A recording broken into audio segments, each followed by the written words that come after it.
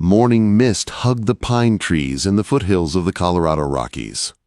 It clung to the forest like a secret that refused to be spoken.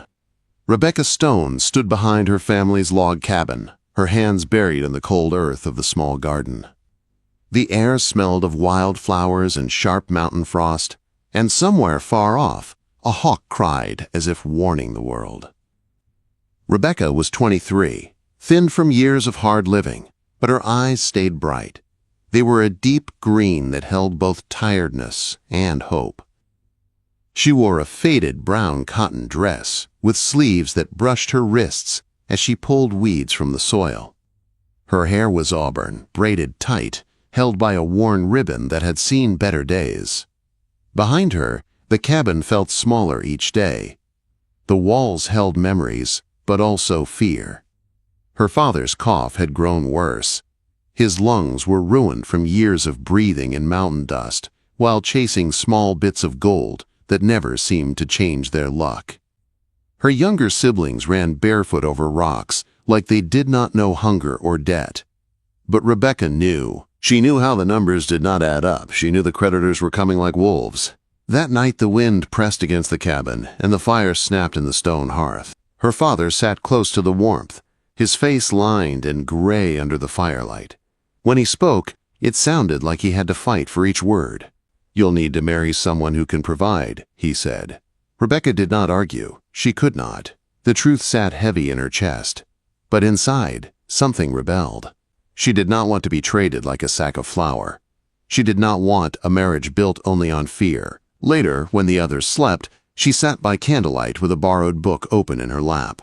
The flame shook with every draft, and the pages smelled faintly of smoke. She read about cities and railroads and new inventions, and she imagined a life where she was more than a girl trapped behind split-rail fences. Then, the knock came. It was not the timid knock of a neighbor. It was firm, careful, like someone who knew exactly where they stood and still chose respect. Rebecca rose, heart beating faster. Her father reached for the old rifle near the door, even though his hands trembled. When the door opened, a man stood on the porch with snow in his beard and moonlight on his shoulders. He was tall and broad, with a worn leather jacket and canvas trousers marked by honest work. A wide-brimmed hat shadowed his blue eyes. Those eyes looked like they had watched storms roll over mountains and never flinched. He removed his hat before speaking. "I've heard of your troubles," he said, his voice deep as a canyon. "I propose marriage to Miss Rebecca." The cabin went silent. Even the fire seemed to quiet. Rebecca's father stared as if he had misheard. You barely know her." The man did not rush. "My name is Caleb Winters. I have land in the high country and the will to build something lasting. I'm not wealthy in gold, but I can give her a home." Rebecca's siblings peered from behind her father's legs, eyes wide. Her father's cough broke the silence again, rough and wet. Rebecca studied the stranger. His clothes were plain, his hands were rough, but there was something in his stillness that felt different from the men in Pine Ridge. Men who bragged loud and promised little.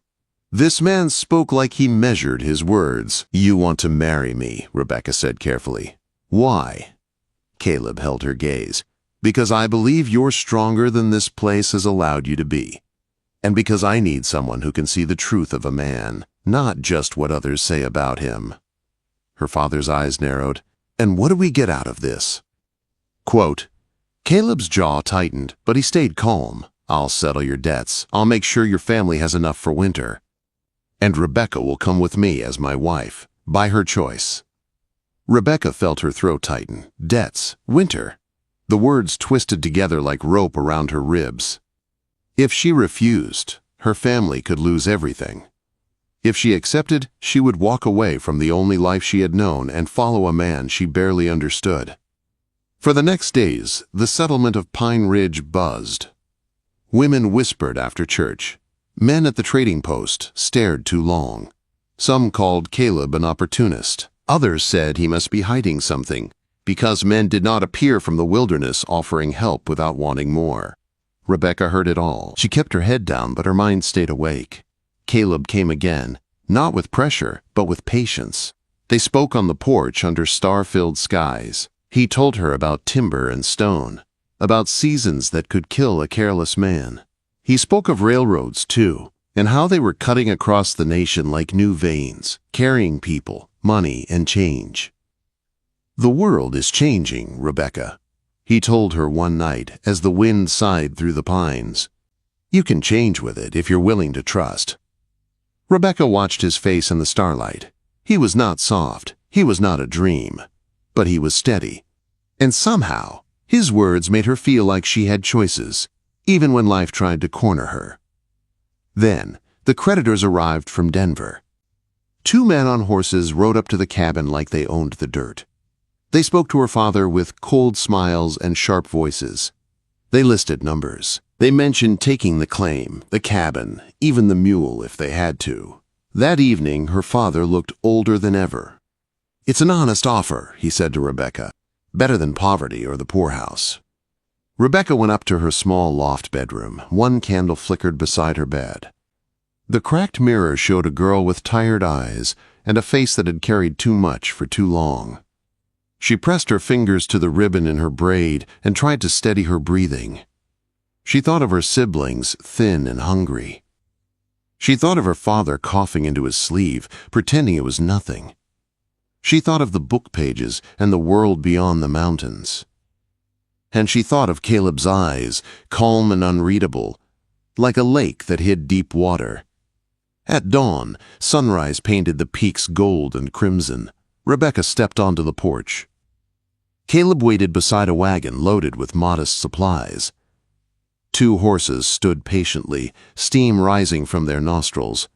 Her family gathered in the doorway. Relief and sorrow mixed on their faces. Rebecca swallowed hard. Her heart felt like it was being pulled in 2 directions at once. "I accept," she said. Caleb did not shout. He did not boast. He simply nodded, as if honoring the weight of her choice. Then he offered his hand. It was firm and warm. Rebecca climbed into the wagon. As the wheels creaked forward, Pine Ridge fell behind them. The cabin grew smaller. The fences vanished. The trail narrowed into the wilderness. The higher they climbed, the colder the air became. Pine forests thickened. The world turned quiet except for hoofbeats and the steady groan of the wagon. Rebecca wrapped her shawl tighter, but the chill was not only from the mountain wind. It was from the fear she carried inside, what waited for her at the end of this trail. A rough cabin buried in snow, a lonely life with a man she barely knew, a marriage built on survival instead of love. She glanced at Caleb. His eyes stayed forward, focused. But for a moment, his hand tightened on the reins, and she saw it, a flicker of something hidden. Not shame, not doubt, purpose. As the trail climbed toward the clouds, Rebecca realized she had not just married a mountain man. She had stepped into a story she did not understand yet. And somewhere ahead, beyond the last ridge and the deep timberline, Caleb Winters was carrying a secret that could change everything. The mountain trail kept climbing, and each mile pulled Rebecca farther from everything she had ever known. The trees grew taller and closer, and the air turned thin and sharp. At night, the cold pressed against the wagon like a living thing, and the stars looked so near she felt she could touch them. Caleb built small fires with quick hands, and he spoke little, as if every word had weight. 3 days passed that way. Rebecca's body ached from the wooden seat, but her mind stayed awake. She watched Caleb when he thought she was not looking. He moved like a man who belonged to the wilderness, yet there were moments when he spoke with a quiet polish that did not match his rough clothes. Once, when she asked about a book she had read, he answered with the kind of words she had only seen on pages. On the 4th day, they reached a ridge where the wind blew hard and clean. Caleb slowed the horses, and his shoulders stiffened. He did not look at Rebecca right away, but she heard something in his breathing, like he was bracing himself. Then he guided the wagon over the last rise. Rebecca's breath caught. Below them lay a hidden valley, wide and green, even this late in the season. A clear stream ran through it, shining like silver under the pale sun. Aspen trees flamed gold near the water, and dark pines stood like guards along the edges. The place looked untouched, like a secret the mountains had kept. But it was not the valley that stunned her most. A great mansion of logs sat at the center of the meadow, tall and strong, built with care and skill. It rose in levels with wide porches wrapping around it and windows that flashed with light. Stone paths cut through neat gardens. Barns and outbuildings stood nearby, built to match the main house. It was a kingdom hidden in the wild. Rebecca gripped the edge of the wagon seat. "What is this place?" Quote. Caleb kept his eyes on the road as they started down into the valley. His voice came low and steady. "Our home, Winter's Lodge. Our home." The words struck her like a sudden snowfall. She had expected a small cabin, smoke, and hard days. She had not expected this. No simple mountain man owned a place like this. As they rolled closer, a man stepped out from the front porch. He was tall and clean, dressed like someone who worked, but his shirt was pressed and his boots were fine. He moved with purpose, like he had been waiting and knew exactly what to do. "Mr. Winters," he called, relief plain in his voice. "We've been expecting you." "Everything is ready, just as you asked." Rebecca turned her head slowly. "Mr. Winters?" Caleb's posture changed in that moment. It was subtle, but real. His shoulders set, his chin lifted, and the tired woodsman look fell away like an old coat. He nodded at the man as if he had always been in charge.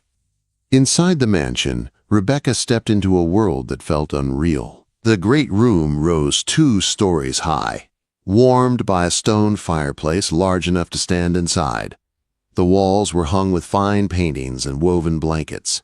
The furniture was carved and heavy, made for comfort and wealth. The air smelled of cedar and clean leather. A woman entered with a tray and set down tea in delicate cups. Real porcelain. Rebecca stared at it like it might break just from her looking. She had never held anything like it in Pine Ridge. Caleb led her to sit near the fire. For a moment he stood there, hands open at his sides, as if he did not know where to place them. The silence between them grew thick. "You deserve the truth," he said at last. Rebecca kept her voice calm, though her heart hammered. "Then tell me." His eyes held the firelight, and for the first time she saw fear in him. Not fear of the mountains, but fear of losing her. "My name is Caleb Winters," he said. "I am heir to the Winters timber empire. My father built it, and when he died, it became mine." Rebecca blinked, trying to steady herself. Her mind raced back over every word he had spoken to her on the porch in Pine Ridge, every quiet look, every careful pause. A timber empire, a mansion. This could not be the same man who wore a worn jacket and rode into her life like a stranger. "Why did you hide it?" she asked. Caleb stared into the flames, then back at her. "Because of what it brings. People in Denver do not see a man. They see money. They see power. They see something to take." His voice tightened. "I needed to know if someone could love me without any of that. I needed to know if you would choose the man." Rebecca's throat felt tight. She had married him to save her family, yes, but she had also felt something real, something steady. Now she could not tell where the truth ended and the disguise began. Before she could speak again, the front door opened with force. A woman walked in like she owned the house. She was around 40, wearing a deep blue traveling dress that looked expensive and sharp. Her dark hair was pulled back tight, and her gray eyes swept over the room and landed on Rebecca with cold judgment. 2 men in city suits followed behind her, their faces serious. "Caleb," the woman said, her voice smooth and hard, "you've returned, and I see you brought company." Caleb's jaw tightened. "Aunt Catherine, this is Rebecca, my wife." Catherine's smile did not reach her eyes. "Your wife," she repeated, as if tasting the word. "We need to speak. Now." Caleb stepped forward, putting himself slightly between Catherine and Rebecca. "Whatever it is can wait." "It cannot," Catherine said, turning to the men behind her like they were proof. "The board has voted." Your little mountain act has gone on long enough. Contracts are waiting. Development plans are waiting. We have an offer that could triple our holdings." Rebecca felt the temperature of the room change. It was not the fire. It was the danger in Catherine's calm voice. Catherine's gaze moved back to Rebecca. "And of course, any irregular choices made during your rustic phase must be reconsidered. The board requires stability, breeding, connections." Rebecca's fingers curled in her lap. She understood the meaning under those words. Catherine was not talking about business alone. She was talking about removing Rebecca like a stain. Caleb's voice cut through the room. "My marriage stands. Rebecca is my choice." Catherine's smile sharpened. "We shall see," she said. "Society in Denver will be less forgiving than a poor little mountain settlement." That night, Rebecca lay awake in a bedroom that felt too soft, too quiet. The bed could not calm her thoughts. Through the window, she saw moonlight on snow and the dark shape of trees. This beautiful place already felt like a cage with golden bars. In the morning, she wandered the hall and heard voices from behind a half-open door. Catherine's voice, low and sharp, sliced through the air. "She is completely unsuitable," Catherine said. "No name, no dowry, no training. The wives in Denver will tear her apart." Rebecca pressed her palm to the wall, feeling her pulse in her fingertips. Caleb's voice answered, tight with anger. "I will not trade Rebecca like property." Catherine replied without mercy. "Sentiment will ruin you. You will lose everything your father built." Rebecca's stomach turned. She could have backed away. She could have hidden and cried. She could have let them decide her worth like a piece of land. Instead, she stepped forward and knocked once on the doorframe.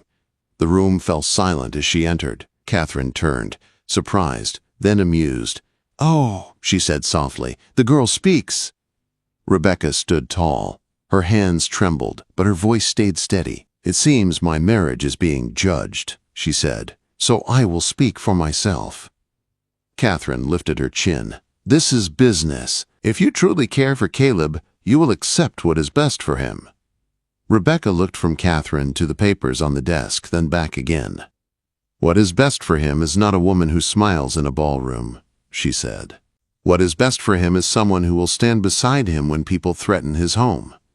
Caleb's eyes fixed on Rebecca, and she felt his surprise like heat. She had not planned her words. They simply came from a place inside her that had been tired of bowing her whole life. Catherine's expression cooled. "Then let us test you," she said.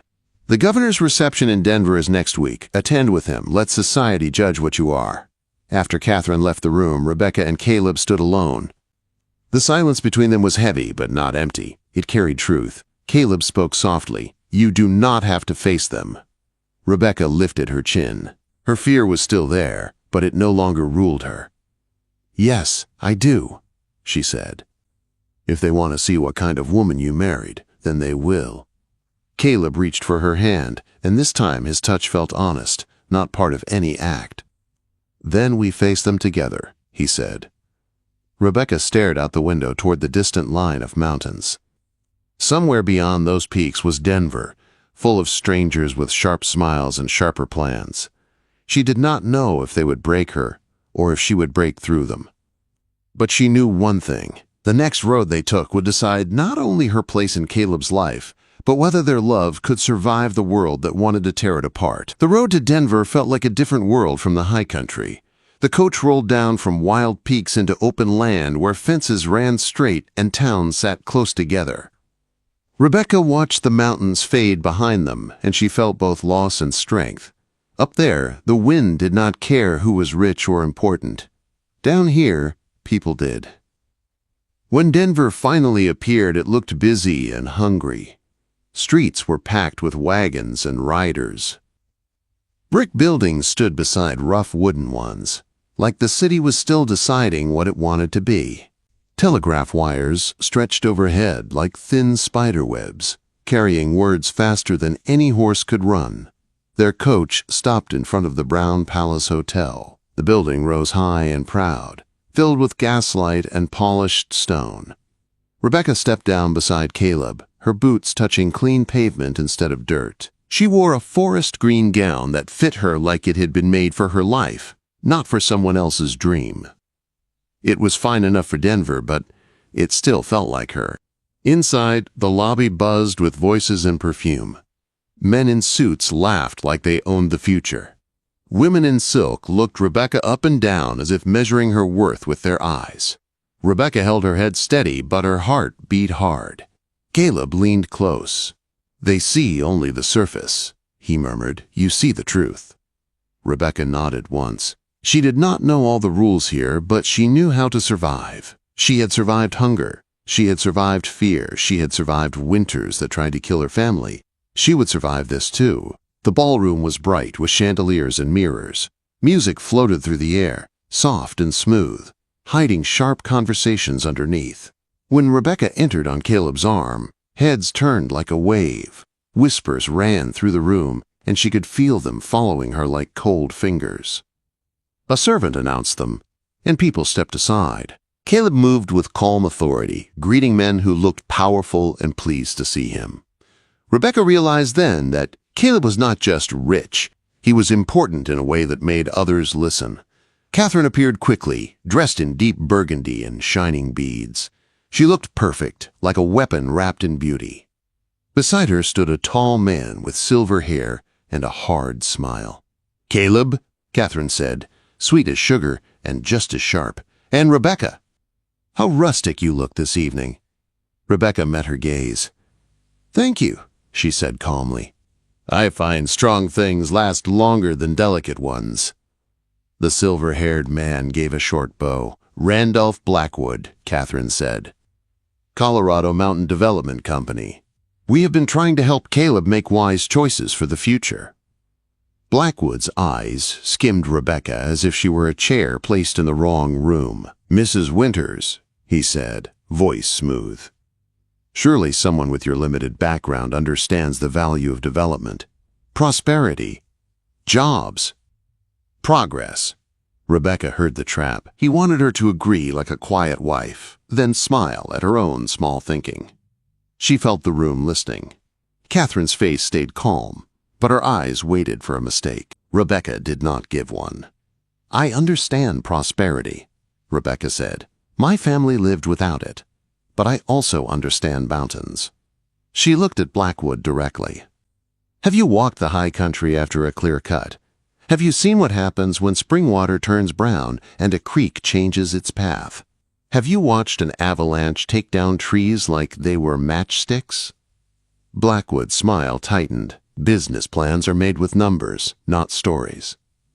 Rebecca nodded as if he had proven her point.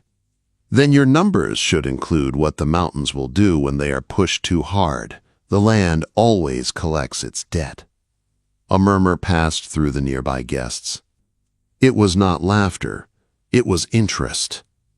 Before Blackwood could answer, a man stepped forward with a warm voice and a politician's smile. "Mrs. Winters," he said, "I have been hoping to meet you." It was Governor Pierce. Catherine went still. The governor shook Rebecca's hand like she mattered. "Caleb speaks highly of your knowledge of mountain communities. We need voices like yours if we want Colorado to grow without destroying itself." Blackwood's face changed. Catherine's fingers tightened on her fan. Rebecca felt the shift in the room like a door opening. People leaned in. Men who had been ready to dismiss her now looked curious. Rebecca spoke with care, using simple words but firm truth. She talked about timber crews and winter roads. She talked about families who worked the land and deserved safety. She talked about building profit that could last, not profit that burned the future to stay warm for one night. Catherine tried to pull the conversation back into her control, but it slipped away from her like sand. Rebecca could see it in Catherine's eyes. This was not going as planned. Then another woman entered, bright as a jewel in the crowd. Ellen Vanderbilt. She was blonde, smooth, dressed in expensive silk, wearing jewelry that could feed Rebecca's old homestead for years. She moved with easy confidence and walked straight to Caleb, as if she had always believed she belonged at his side. "Caleb, darling," Ellen said, offering her gloved hand. "Father has been hoping you would reconsider our railroad contract." Then Ellen looked at Rebecca with a polite smile that held no warmth. "And you must be the little mountain flower everyone has been whispering about." Rebecca felt heat rise in her chest, but she did not let it show. She had learned long ago that anger used poorly was a gift to an enemy. Rebecca smiled gently. "It's nice to meet you," she said. "I've heard railroads can change a place forever. The question is whether they change it for the people living there, or only for the people collecting money." Ellen blinked, not expecting that. Rebecca turned slightly toward Governor Pierce, keeping her voice calm. "Governor, earlier you mentioned new proposals for watershed protection. If those pass, it will affect where rail lines can be built safely. I'd like to hear your thoughts." Quote, "In one smooth move, Rebecca changed the subject from gossip to policy. The men around them followed, because power always follows what matters." Ellen was left holding her perfect smile, suddenly with less air to breathe. Catherine watched all of it, and Rebecca could feel her building toward something desperate. Near the end of the night, when the orchestra played softer and the crowd thinned, Catherine made her move. She returned with an older man carrying a leather folder. "Caleb," Catherine said, too bright, "I'd like you to meet Judge Morrison. He has been reviewing some family documents." The judge opened the folder slowly, like he enjoyed the moment. "Mr. Winters," he said, "your father's will includes provisions that require board approval for any marriage that could affect the company's legal standing. The board has voted that your union was formed without proper notice. The legality is questionable." Rebecca's stomach turned cold. The words hit like a slap. This was not just insult now. This was a knife aimed at her marriage. Guests nearby pretended not to listen, but their eyes were fixed on the scene. Catherine stood very still, ready to watch Rebecca fall. Rebecca took a slow breath. She stepped forward. "May I see the document?" she asked. Judge Morrison looked amused, but he handed it over. Rebecca read carefully. She did not rush.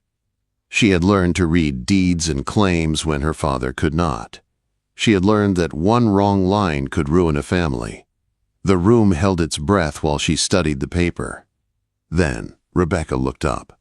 "That is interesting," she said softly. "Judge, this section speaks about board approval for marriages that could weaken the estate." She turned a page. "But it also speaks about contribution." The judge's smile faded a little. Rebecca looked toward Governor Pierce. "Governor, under territorial law, does contribution include public service and official standing?" The governor's brows lifted. "Yes," he said, voice clear. "Appointments and public roles carry legal standing." Rebecca nodded as if she had expected it, because she had. "Then this matter is settled," Rebecca said. Catherine's eyes narrowed. "What are you talking about?" Rebecca's hands did not shake now. "Today, before this reception," she said, "the governor's office confirmed my appointment as a territorial advisor for Mountain Community Relations." The papers were sent ahead by telegraph. The governor turned slightly to a servant, and within minutes an envelope was brought forward. He opened it and showed the seal to the judge without drama. The judge stared at it, then cleared his throat. "That would change the legal standing," he admitted. Catherine's face went pale, then hard. She looked like a woman who had run out of roads. Caleb stepped beside Rebecca, his voice quiet but strong. "You tried to take my wife from me," he said to Catherine. "Now you will stop." Catherine's lips tightened. For a moment, she looked as if she might speak, but no words came that could save her.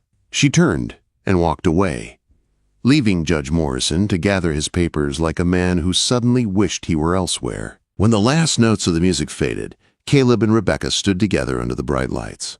The room felt different now, not because Rebecca had become one of them, but because she had made them see her. Later, on the balcony of their hotel room, Denver's lights flickered below like a restless fire. The air was cold, but Rebecca felt steady. Caleb took her hands. "You planned that," he said, awe in his voice. "I prepared," Rebecca answered. "The moment your aunt threatened our marriage, I knew we could not live by hoping she would stop. We had to be stronger than her." Caleb pulled her close, and for the first time since Pine Ridge, Rebecca felt fully safe in his arms. They returned to Winter's Lodge with the mountains greeting them like old friends. The valley looked brighter than before, not because it changed, but because Rebecca had changed. She was no longer a guest there. She was not a rescued girl. She was the woman of the house and a partner in everything Caleb was building. In the years that followed, the lodge became more than a mansion hidden in the wild. It became a place people came to for help and guidance. Timber workers had better homes. Children had a school. Families had a doctor who rode out in winter, when storms tried to cut them off from the world. Rebecca and Caleb had children of their own, and laughter-filled rooms that once held only quiet secrets. Some nights, when the wind howled through the pines, Rebecca sat by the fire with Caleb beside her and listened to that wild sound. It reminded her of who she had been and what she had survived. Catherine never returned to rule the lodge. Her power faded in the face of Rebecca's steady strength and Caleb's clear choice. The mountains kept what they honored. Rebecca had once dreamed of escaping her life. Instead, she stepped into a larger one. She found love where she expected only sacrifice. She found purpose where others wanted her small. And in a valley guarded by stone and sky, she built something that no one could take from her. Not with money, not with law, and not with cruelty.